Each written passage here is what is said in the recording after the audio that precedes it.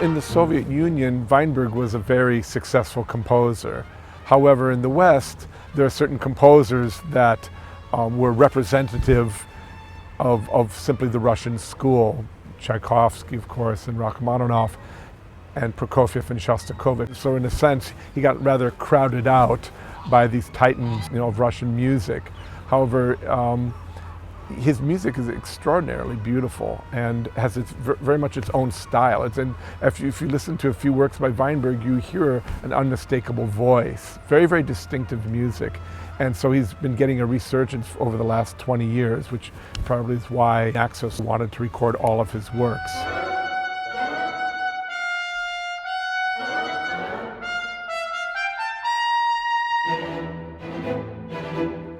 And so I recorded it in a very icy cold studio on Vasilevsky Island in the middle of January. The string players were all wearing these gloves with the tips cut off for the finger. I have a very icy cold experience of recording that.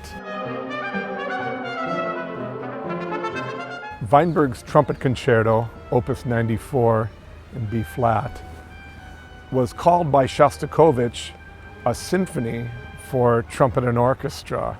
It's an incredible work. It was written for the famed Russian trumpeter Timofey Dakshitzer, and it was recorded in the Soviet Union in the early 70s. I've had a rather serendipitous relationship with this concerto over the years. While I was playing in the Israel Philharmonic, it so happened that Weinberg's granddaughter lived across the street from me, and I became friends with her and her family.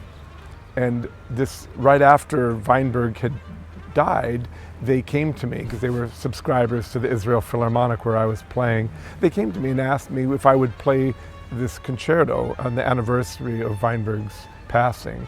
And of course I accepted, but these were the mid-90s, and the gig eventually just fell through because it was the Soviet Union had just fallen and things like that. But the serendipity happened again because 15 years later, Naxos wanted this concerto recorded again as part of their catalog. And I was approached once again, seemingly from a completely different direction, by Klaus Heyman.